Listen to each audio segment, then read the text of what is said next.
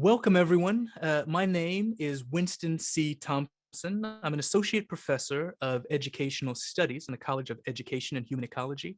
And by courtesy, I'm an associate professor of philosophy in the College of Arts and Sciences.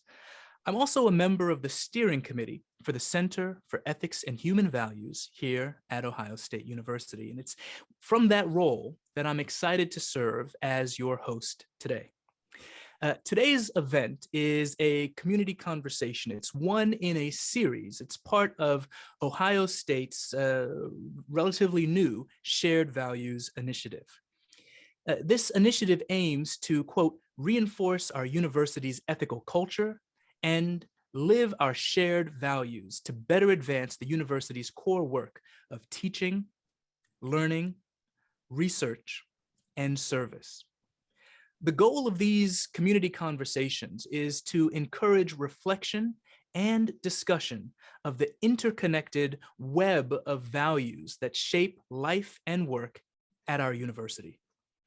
Each of these conversations has focused or will focus on a different set of values, which include excellence and impact, diversity and innovation, inclusion and equity, and integrity and respect. Today, we're going to focus on the values of care and compassion, and that this refers directly to Ohio State's vision and mission, which is something that we'll talk a bit about in our conversation.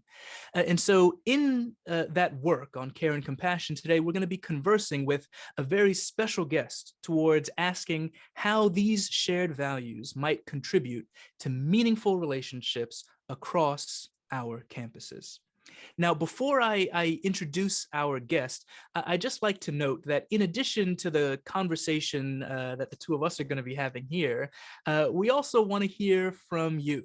So we're asking that you please do submit your questions in the Q&A box that you can see right there in your Zoom window.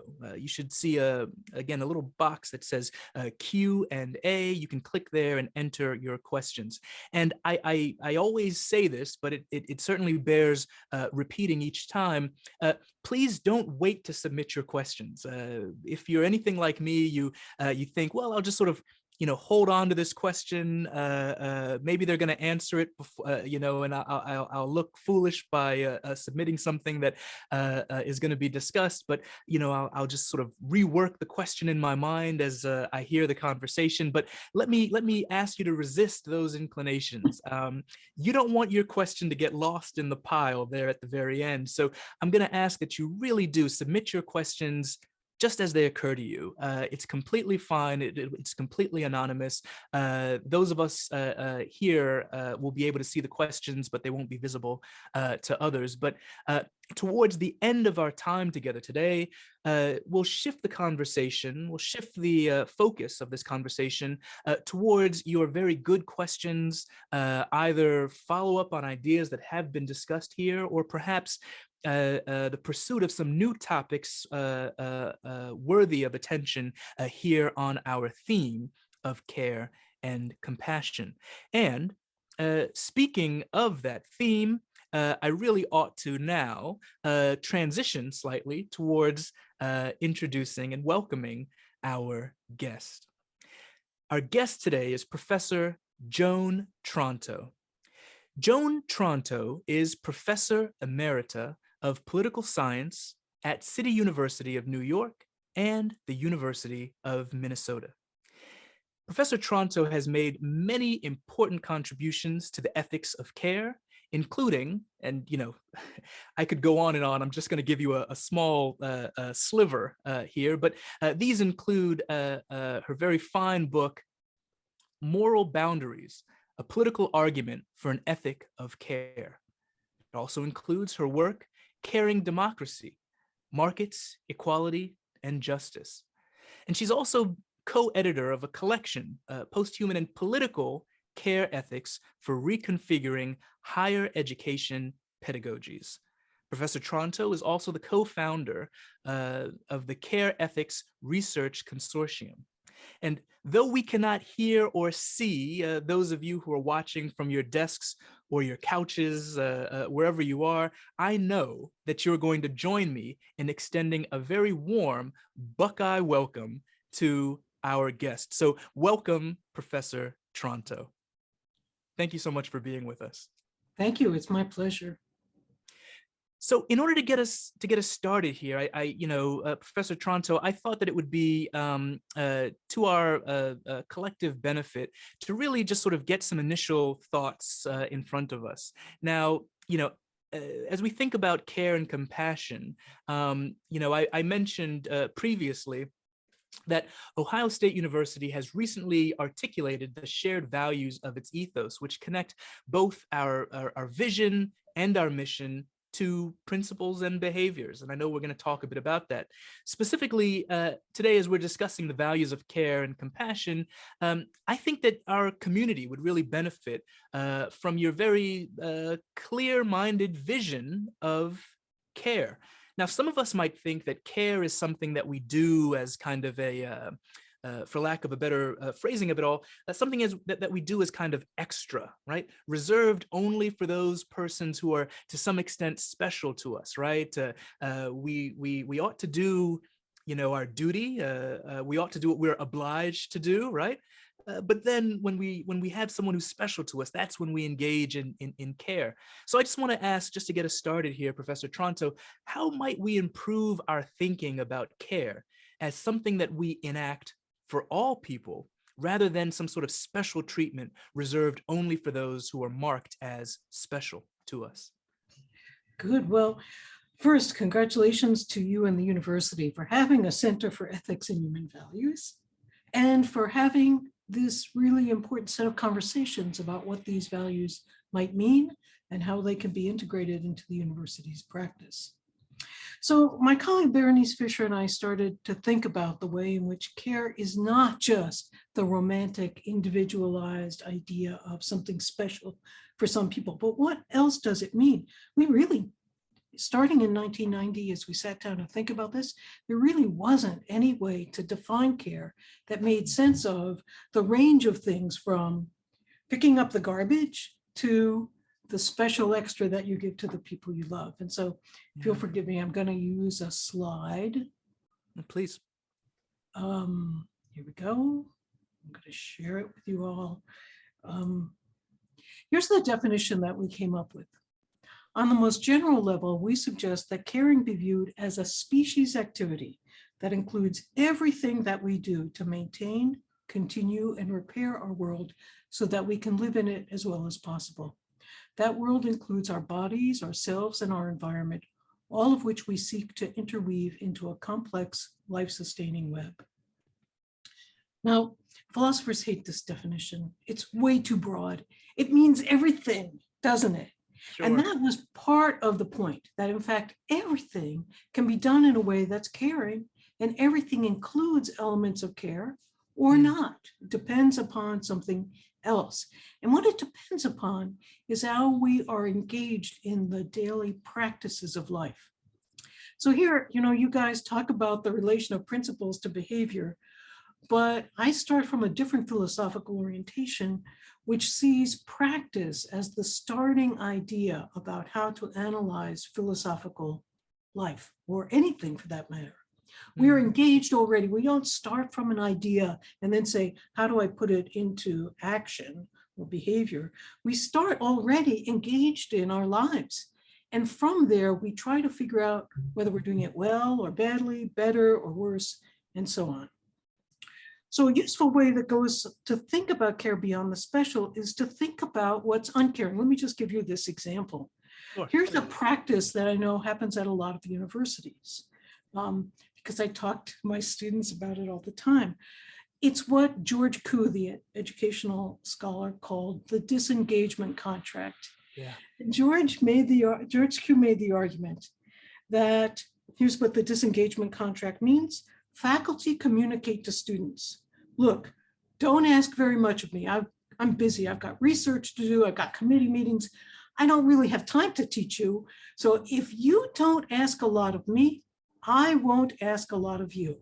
And so you get a kind of education that's kind of thinned out As Yeah. faculty say to students, if you just figure out how to answer the questions at the back of the textbook, I'll give you an A. And don't bother me about anything else.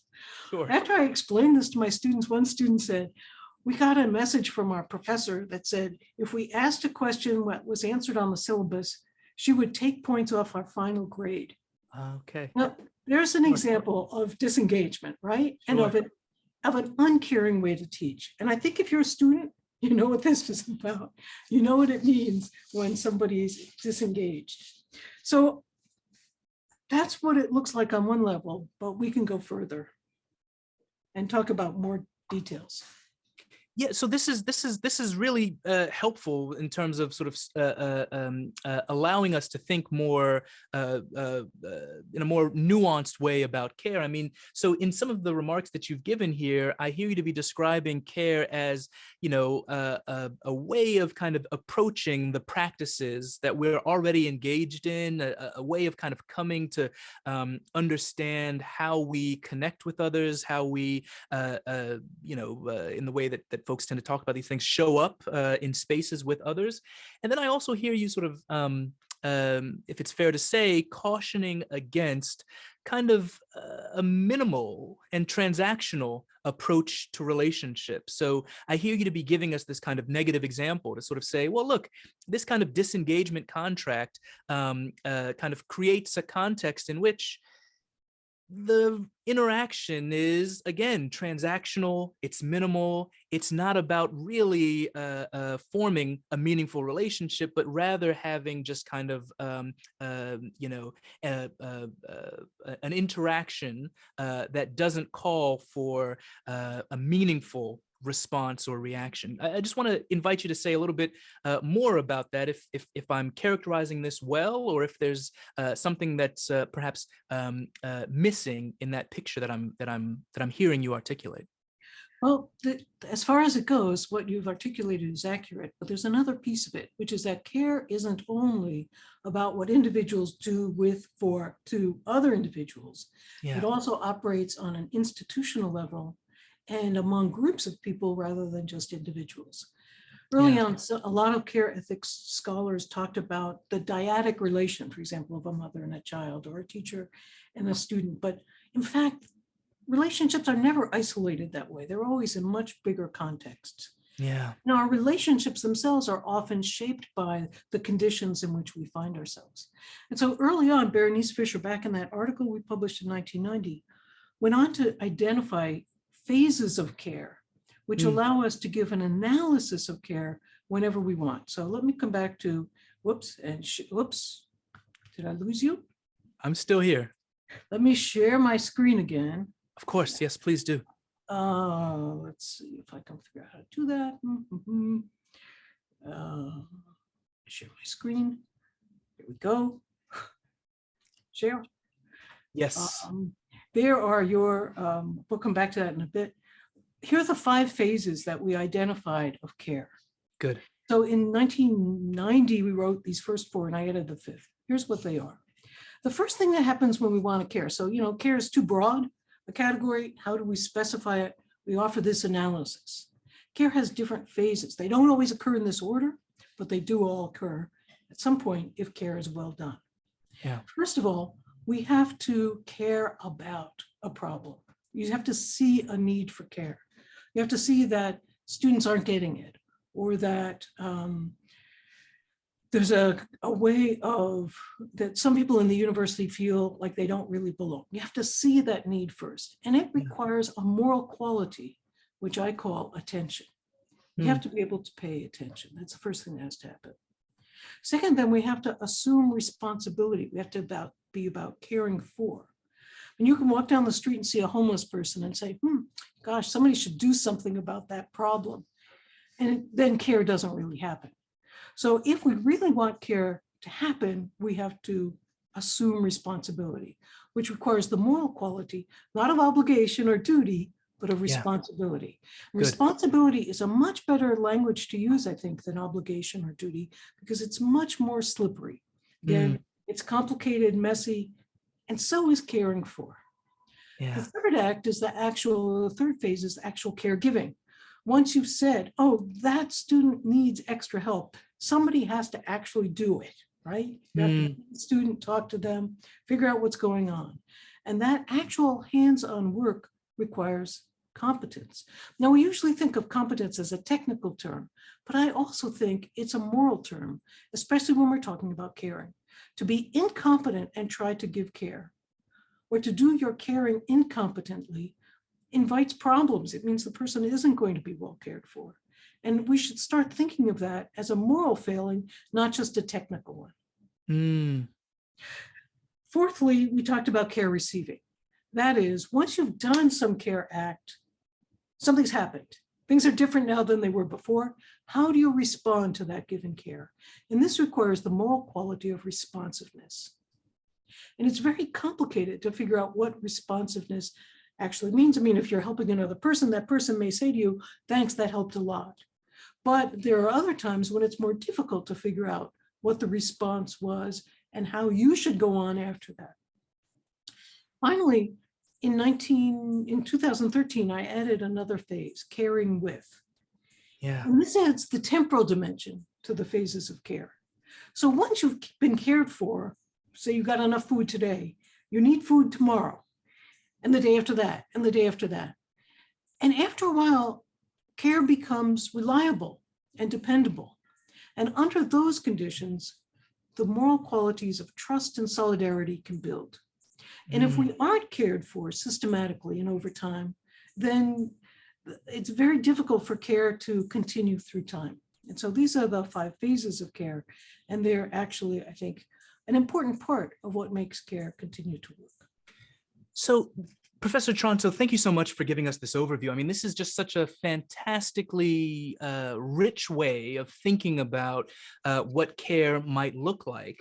And I just want to ask you some quick follow-up questions there so that the folks who are viewing from their desks or elsewhere can kind of, continue to grapple with and think through some of what you've explained. And so 2 quick questions for you. On the one hand, is it the case that we must go through each of these phases, right? I could imagine that there's some folks who are watching from their desks over their lunch who are thinking, well, look, I see myself doing some of this, but not all of this, right? From where I sit, I'm able to do this, but not that, right? So that's the first question. And the second question is this a linear progression, or do we cycle back? I could imagine that as we get into this kind of trusted relationship, right, this kind of dependable relationship, that we're able now, potentially, to attend to things that we couldn't be attentive to before, right? So it might sort of push us back to the beginning of another cycle of care, where we begin to sort of attend to the person with whom we're in this trusting relationship. So I just invite you to comment on both of these questions. Again, do we have to hit all of these phases, and do we just run through them, or do we return? Yeah. So what really got us thinking about the complexity of these was thinking about caring in institutions. Yeah. Because often in institutions, the phases of care are really, really split. So the first 2 jobs, the seeing needs and the assuming responsibility, is doing by people, if you let me put it this way, managers or administrators.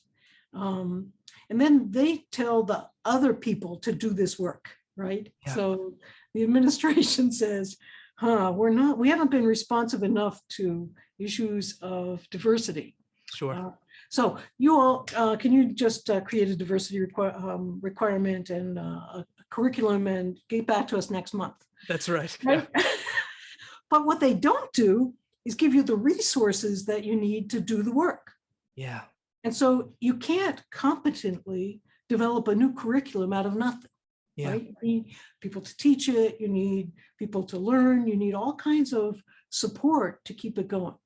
And so what frequently happens is the people who assume responsibility often don't know anything about the actual caring work itself, or are removed from it. And so there's often a split there that's really kind of makes it difficult. So ideally, everyone's involved in all of these, although some people are obviously going to be, we live in a world where there's a division of labor. Some people are going to be doing some things and not others. the care workers often know more, say in a hospital or for that matter in a school, about what's actually happening than the administrators would, right? Because they have that knowledge, but they may not be quite as responsive or as able to communicate to the people above what that responsiveness would require. It's got to do with a whole series of things. Sorry, the dog's barking. No, it's okay.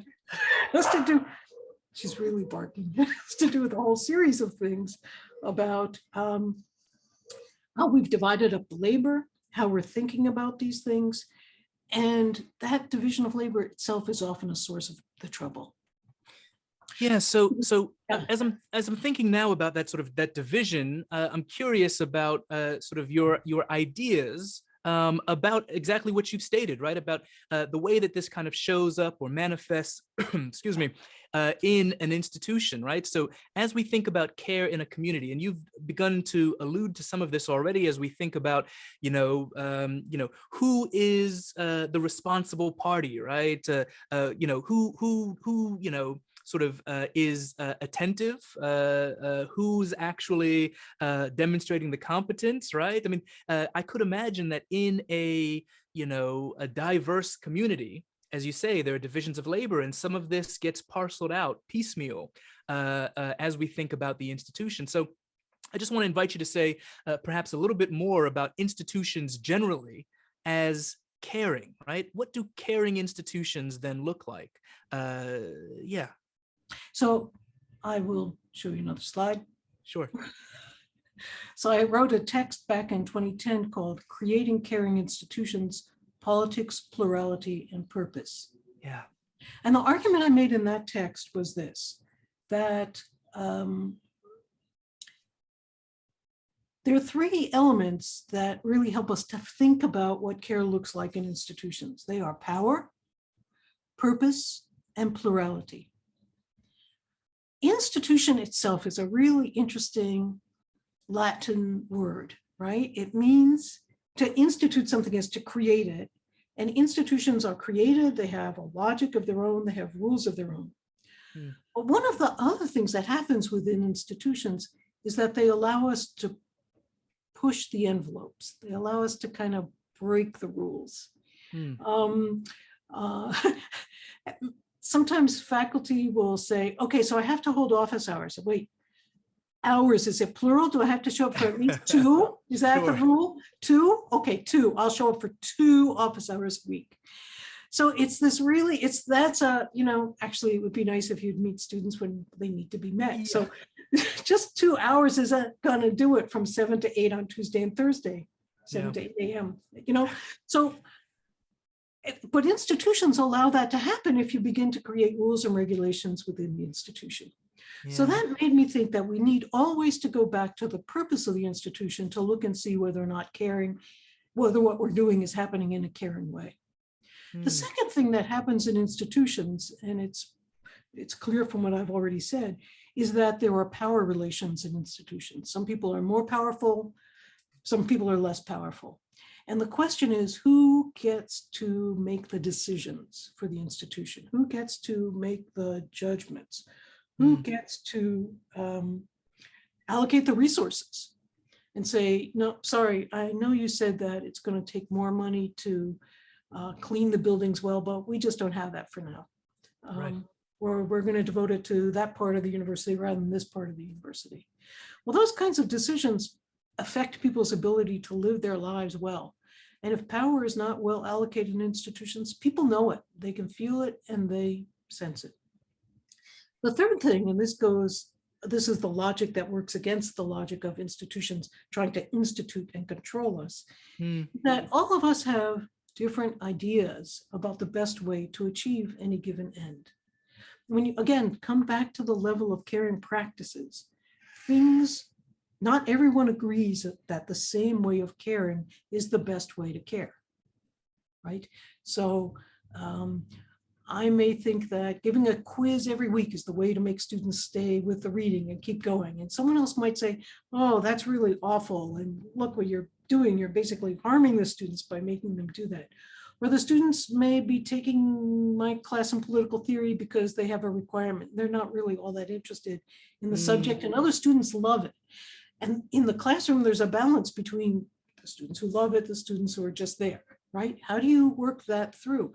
Those are all the kinds of, and students have legitimate reasons for taking a class that may not be at the heart of their interests and not devoting their full attention to it, right? Yeah. Now, if we wanted them to do that, we might think differently about how we organize university time, but that's a discussion for another day. What we need to do is to notice that people have different ideas. Here's a very concrete example that one of my colleagues used to use. Suppose you've broken your leg and you really can't shower by yourself. Who do you want to shower you? Do you want to call your mother to come do it every day? Do you want your partner to do it? Do you want to hire somebody who's an outsider who doesn't know you? Because you're going to be in the shower without your clothes, and maybe you don't want people who are intimate in your life in that situation, you know? So all of us would have probably a slightly different answer to that question. Care always requires that we focus on the needs of people, and those needs will be different, and the plurality of how we address those needs is always going to happen. So it's messy, it's complex, but we can always move towards ways that are better rather than ways that are worse. And that's what it means to say we're caring. This is really helpful, Professor Tronto, for a number of reasons. I mean, as you began to sort of populate, some of your remarks with connections to higher education, I find myself interested in thinking through even further how some of these ideas broadly about caring institutions might manifest in regard to care on campus, right? So the particular context of a university, right, of a higher educational context seems a very compelling case for considering some of this. I heard in your remarks something about perhaps interpretation, recognition of different values, different approaches, different recognitions of what it is that we need. I mean, so in the example that you give of the student, we could imagine that there are the students who are engaged in the class material, students who are taking the course because it's a prerequisite for something that they care perhaps more about. In those moments, there may be some of us who say, well, look, I can perceive the need of the student better than the student can perceive their own need in that moment. So again, this thing that I'm doing is in fact care, right? But then there may be others who say, well, but look, if you're not able to communicate to the student that what you're doing is a manifestation of the fact that you care about their needs, then perhaps you're still failing to achieve what it is that you're after. So again, here I'm just sort of hearing something about differences of values, differences in interpretation. I'm hearing something about communication. And then finally, I'll just quickly say, I'm also hearing something about vulnerability, the way in which, this work of care and of being cared for requires that we kind of show something of ourselves to one another, placing ourselves in a kind of interdependence with the other. And I'm just sort of curious about how we can do that well in a campus setting, given the various roles that we have as staff, students, or faculty.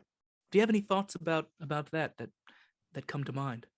Well, the first thing is to recognize the problem, right? Yeah. And you've just articulated very well how, in fact, yeah, sometimes, especially as faculty, we think we know students' needs better Sure. than they do. And in fact, yeah, I used to say to my students that they come wanting a degree, but what they need is an education. Sure. Yeah. By an education, I mean they have to develop certain habits of learning, which are going to keep serving them for the rest of their lives. Well, you have to communicate that to students, and they can still reject what it is you want to say about them. Sure. There's a danger here, right? And the danger is of paternalism. The danger is always in substituting your views for someone else's needs, for their views of their needs. And the way to resolve that is to have a conversation, a discussion, an ongoing engagement with the question, What are the needs we're trying to meet here? Yeah. And that's a really hard question to take up in universities. What is it that we actually need? Yeah, I mean, I think that that's very well put, in part because the university, it feels to me, and perhaps others might agree, and I welcome pushback if I'm overstating the case, but it feels to me that the university, any university, is attempting to realize multiple aims that overlap. Some of these overlap quite nicely, right? But some of these kind of intersect in ways that seem to conflict with one another, right? So as you mentioned, right, the student who wants the degree, the faculty member who sees that they need an education, the policymaker who wants, to increase the capacities for the labor force, right? I mean, they're just all of these things that are sort of happening under the banner, if you will, of higher education. And so having these conversations to kind of interrogate and to kind of form and perhaps revise our sense of what it is that we're up to and what our needs really are seems just so very important. And I'm just reminded, of course, of, the ways in which, universities are also workplaces, right? I mean, you've got administrators, you've got managers, you've got supervisors who are asking of their staff and their team to realize certain aims and to achieve them on certain timelines. Again, thinking about how we can be caring, how we can really create space for conversation in the classroom, certainly, but outside of the classroom space as we get on with the work of the university. I'm curious if you have other thoughts to share about that under, again, this banner of care on campus as we think about the caring institution. Well, a couple. First of Yeah. all, it's interesting that your list of people didn't include the bus drivers, the Yes. childcare workers, the Good. people who are doing the work outside to make Yeah. the campus beautiful. Yeah. I was at Ohio State not too long ago, beautiful campus. And all of that work is also work, and all of those people Good. are also making a contribution to the university, but it's not the contribution we usually think of. And we usually think, oh, that's easy. Just Yeah. give them a budget and let them figure out what to do. Yeah. But can we come back to your mission statement, actually? Yeah, let's do that. That's a good place for us to go. So let's connect to the extent that that we can. Let's connect care and the shared values of care and compassion to the mission of the Ohio State University. Please, yeah, let me share my screen here if I can do this again. Yes. So yep. you're so we're my seeing screen? the screen. Correct. So this is you all are familiar with this slide. And it's interesting to me, you were talking about the complexity of different values in the university, and just look at the top two, right? Creating and discovering knowledge to improve the well-being, right, of our local, state, and communities, okay? Then educating students through a comprehensive array of distinguished academic subjects. Okay, now, what's interesting to me about this is even in doing these two goals, which are at the heart of the university, there's possible conflict, right? Discovering and creating knowledge could take up all the time of faculty, could take up all the money that faculty have, and you could devote all your money to that. And educating students becomes a back purpose or something that happens along the way, right? And it's a really difficult, every mission, every piece of the mission could potentially be in conflict with every other piece of the mission. But then let's come to care and compassion, attending to the well-being of individuals and communities. Now I have to say, Professor Thompson, of course, I didn't like this principle way of putting it very much, putting people at the center of all we do. So I want to disagree with the way they phrase this. Good. Because it's from the standpoint of care, that's very vague. Put people at the center of all we do. First of all, what are the needs of these people? And what is the need that makes a university want to put people at the center? Who's responsible? See, this is the reason I think behavior and principles doesn't get it. Who's responsible for putting people at the center? Can the people put themselves at the center? There's a lot of people in a lot of different roles. Who gets to be at the center of the center? Because let's face it, some in the center are more centered than others. Sure. And who decides all those things, right? So Yeah. putting people at the center of what we do is way too general. So this may seem like it's picky, but it brings out a central feature of care as a practice. And this is a really complicated idea to get to. And that is that care is fundamentally relational. Mm. That when we're talking about care, we're always talking about the ways in which something is related to something else.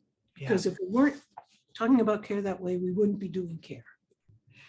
And once we're talking about care related to something else, this to me is the most revolutionary thing that care ethics does. It puts care at the center of our ideas and our practices. We aren't talking about things that can be moved around, putting people at the center, but about relationships that require nurturance, evaluation. They're always changing. They're often overwhelming and frustrating and difficult. Mm. And here comes compassion, because we need compassion to recognize how difficult it is to answer these questions. We need compassion for our others and for ourselves, because this is a really hard set of things to do, is to Yeah. put all these pieces together. We have to go back and think about needs, and more importantly, we have to ask who gets to define these needs. People have their own ideas about what they need, but we have to find a way to argue about and figure out what these needs mean. And then we have to think about who's going to meet these needs, who's going to be responsible. And from a care, from care perspectives, these are really hard questions. Let me give you a concrete example of a Please, hard yeah. question for universities. I've been to your campus. There are beautiful medical facilities at Ohio State University. They really are. But as I look at them, and they have names on the buildings and names on the halls and names on the rooms, Sure.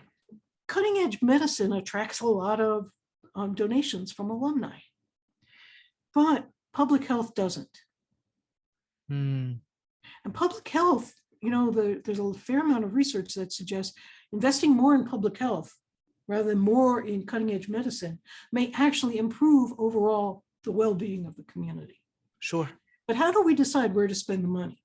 How do we decide to ask people to invest in public health rather than in another kind of super duper heart machine? Sure. I have coronary disease. I want those heart machines. But on the other hand, is that the best way for us to think about spending our money? That's a really hard conversation to have. And mostly we don't have it. And in fact, because we divided everything up into so many pieces, we don't even have a place to have that conversation. Yeah. So, I mean, I very much appreciate this example. It seems just incredibly timely, given, events of recent years, to say the least, right? Yeah. As we think about, again, sort of the individual and the individual pursuit of some good, but we also think about the collective and how we might be able to, orient ourselves towards prioritizing care for the other. So I'm hearing in your remarks that, rather than beginning with the question, right, what do I owe to the other, right? I'm hearing instead a sort of a refocusing that sort of asks, or not doesn't even ask, but sort of begins with the premise, right, that I will be attentive, right? I will be responsive, right? And then it's a matter of figuring out what that responsiveness looks like, given the mission, given the vision, given the aims of the institution, right? And then we can have some of those conversations about where our priorities really do rest. And to some extent, I think that your move towards focusing our attention, I think very, very nicely focusing our attention on these questions of power is incredibly important. And looking at the clock, I realize that we're soon going to open things up for people for questions from the audience, and I see that we've got a number of them already. So I want to remind people to put their questions there in the Q&A box so that we'll be able to discuss them with Professor Tronto before we adjourn. But I just want to invite you, Professor Tronto, to say a bit more here about power. So once again, as we're trying to, enact, embody, to live care in this kind of comprehensive, non sort of disengaged relational way that I really appreciate you describing.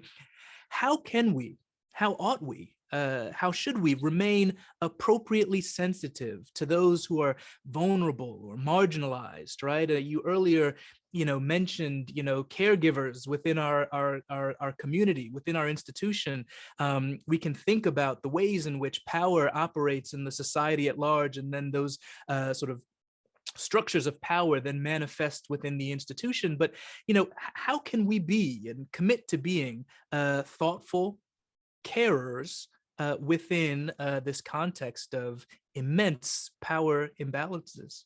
Yeah, well, one of the most important things we have to recognize is that all of us give care, all of us receive care all the time. And usually almost always when we think of ourselves as in care, we think of ourselves as the actor who's doing something for someone else. But we are also always receiving care. We are receiving care when we walk into the classroom and the blackboard's clean and we can use it, right? Someone took care of that for you. And one of the problems that I think is really important for people to think about in their daily lives is what I've come to call privileged irresponsibility. That is this. Since some people some people think care is only something you do for vulnerable and marginal people. They don't acknowledge how much care they receive every day. And so there are huge users of care, often exploiting the labor of those who do the care work. They have a lot of power, right? And they don't recognize that they are, in fact, getting cared for. This leads to a situation of what I call privileged irresponsibility, where the care becomes invisible and people fail to recognize, or they push off onto others what care work they could actually be doing themselves. And in our culture, this is deeply gendered. It's marked by race, it's marked by ethnicity, it's marked by language capacities, it's marked by all the categories that distinguish power in our society. And the people who end up doing the most unpleasant care work are the people at the bottom. And that's not the same as talking about the vulnerable and marginal, right? But it is a way of recognizing that some of that marginality gets translated into a way that I'm taking care of you, so you should be grateful, and we don't have to think of ourselves as equal. And that dynamic that's set up allows people not to think about power or the power they have. And everybody has power to care, everybody has power to be cared for, and some people have a lot of power to disengage from or to shunt their care work on to others. So can I summarize, say a couple of things by summary? Then we'll of course, please. So care is complex. Everybody gives and receives care. We always have to return to our ideas of purpose, even when they're as complex and as multifaceted as they are in universities. We have to analyze where power and responsibility are and how they are working every day. And then we have to recall the plurality of needs and the plurality of ways to care. And if we can do all that, then we can create caring universities.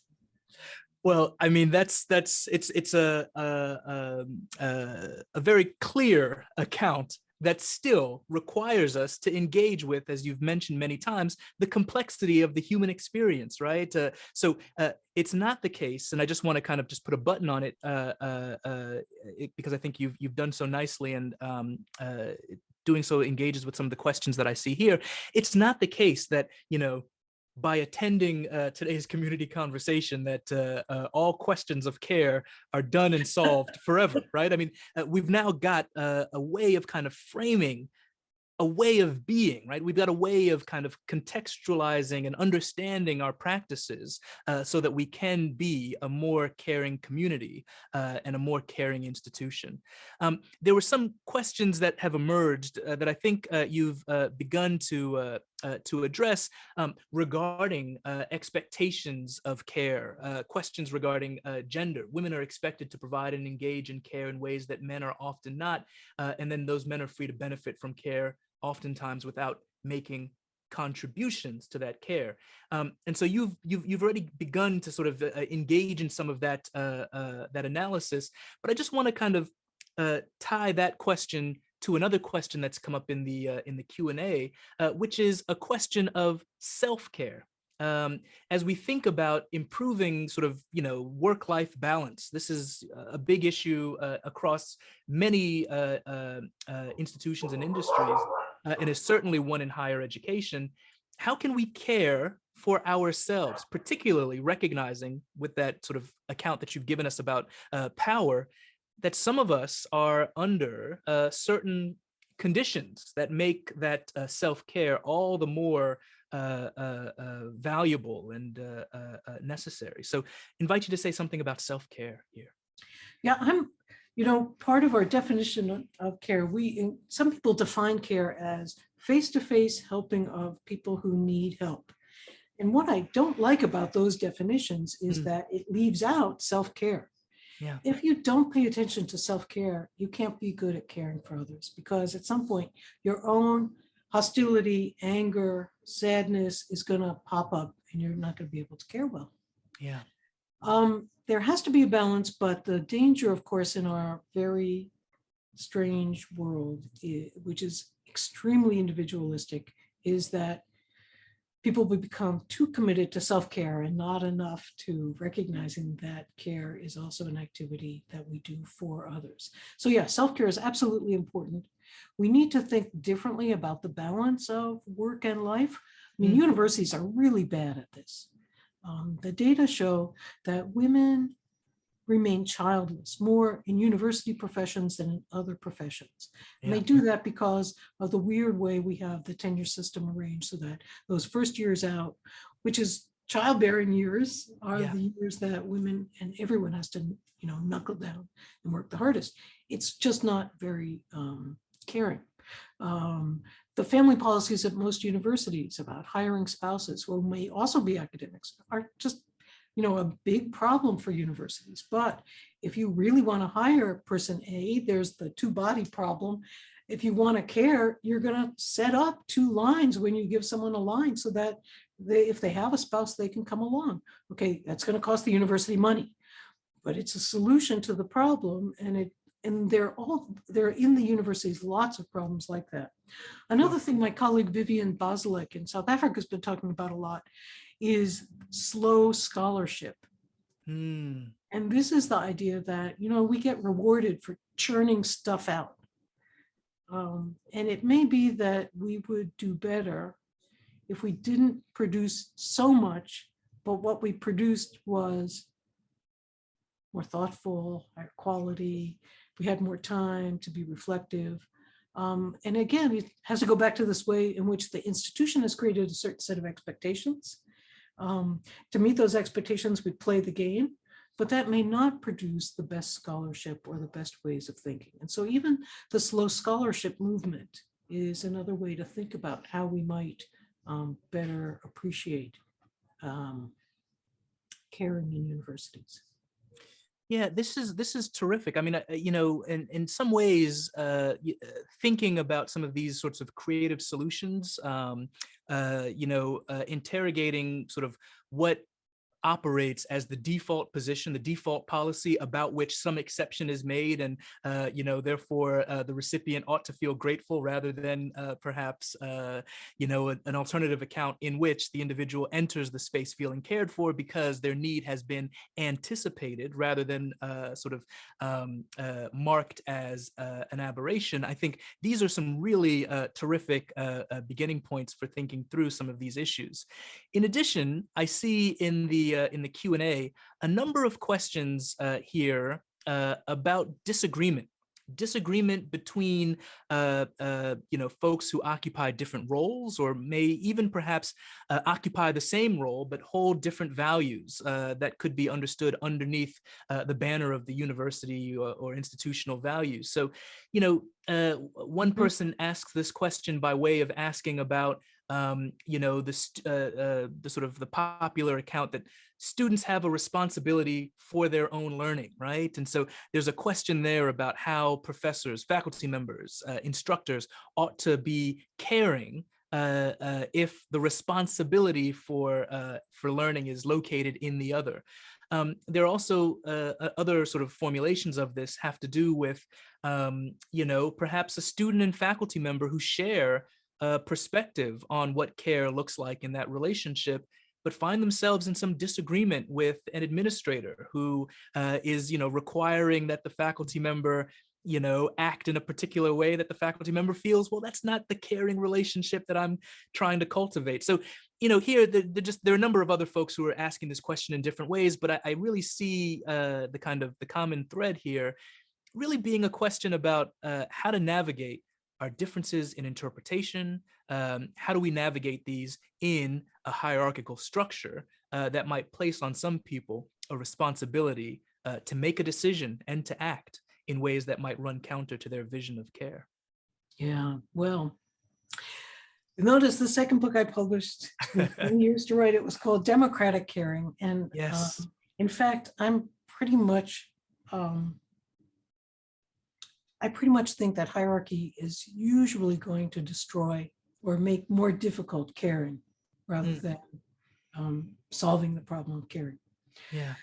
But there are ways in which, there are responsibilities that students have to learn, but it's also the case that if faculty members are willing to talk about the ways in which they're taking on certain responsibilities. I used to say to my students, I'd write in the syllabus, here's a contract of sorts. I promise you that I'm doing the reading along with you.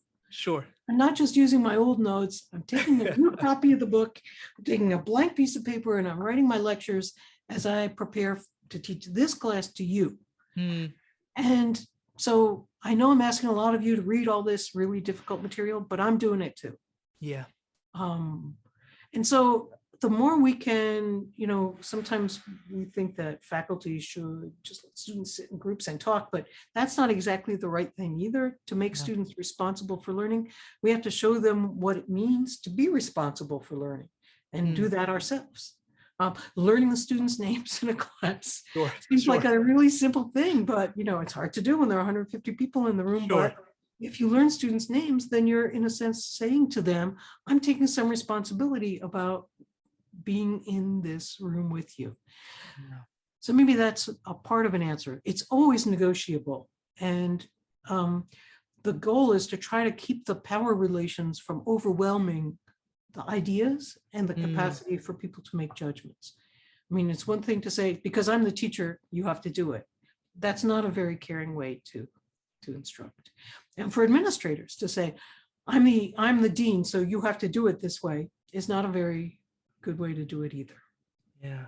So in some ways, in your response, I'm sort of hearing again this core attention to the relationship, right? Sort of thinking about ways in which to sort of embody a relationship that again signals to the other person the care that one wishes to enact, but also creates an open avenue for negotiation of that care, right? It's not, you earlier mentioned paternalism, and I think that, that's a thought that's been swirling in the back of my mind as we've been talking here, because it's not the, because I said so approach, right? It's the, well, let's figure out how we can make some changes that are going to serve both of us well, right? It's a negotiation about need. It's a conversation about aims.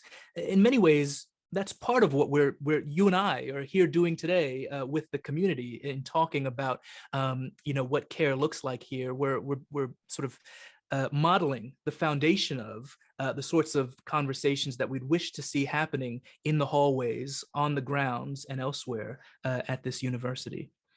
Before we adjourn, there's one final question that I do want to just make sure I place before you, and before we go our separate ways this afternoon.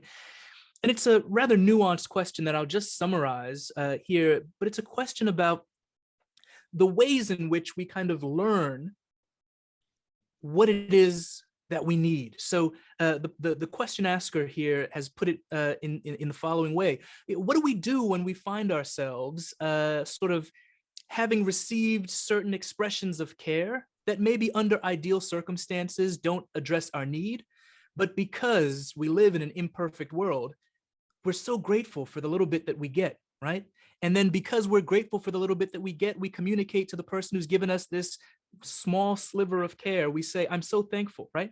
Then they think, well, I've given enough, right? And we think, well, I guess I've received enough, right? And so I guess there's a question here about how we might sort of break out of some of these practices that constrain the caregiver and the care receiver in a kind of status quo relationship. Yeah. Yeah, that's a really good question, and a really perceptive question about how needs are shaped and become less, Yeah. and how we end up lowering our expectations.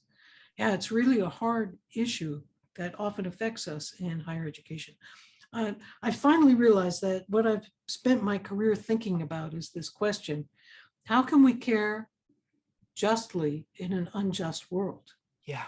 Because in fact, what happens is sometimes caring well for, say, your own children means taking advantage of the things that are available to them, but cutting off other kids from having those same advantages. Sure. Okay? That's caring for your kids, but it's uncaring towards others, right? Yeah. So how do we begin to think about these questions in broader terms? There's no good, simple answer, right? It does happen. And first, to be aware of it is already a step in the right direction. But then the second thing to do is to reopen the discussion about who gets to define what the needs are and when needs are met. And the more we can live in a plural society where people see that others are getting those things that they're not, the more likely we are to be able to voice and speak about what our actual needs are. The thing about democracy that's really hard is it's not just a system of government. It's not just about voting. It's about a kind of ethos that involves treating yourself as equal to others and thinking of yourself as equal to others, and being able then to voice not just what you want, but also what you don't want, what you're willing to do, but what you're not willing to do. I mean, I bet if we asked everybody who gets stuck doing the dishes all the time, if they thought that was a fair way to organize the care in the household, they would say no, right? Yeah. But we've got to be able to, and would you say that? Well, if you're in a position of relative powerlessness, you might just say, it's easier for me to just go along. I know this devil. I don't know what's going to happen if I say, I really hate the way we do this. Yeah. Right? And so it's a very complex power, a system in which there's power. The more democratic we can make it, the more likely we are to stop this problem of needs that are lowered down. But it's a really good question. Well, I think, that good question, that sort of complex set of circumstances is a nice place for us to end this part of our conversation, knowing that members of our community will continue to discuss and continue to think with one another and wrestle with these questions on an ongoing basis. Professor Joan Tronto, thank you so much for expressing and embodying care for our community by sharing your time, your expertise with us in this conversation. Really, really terrific stuff for us to continue to wrestle with and think about as we move forward. Thank you once again. It's been my pleasure. Thanks a lot. Okay, take good care. Thanks. Bye. Bye-bye, everyone.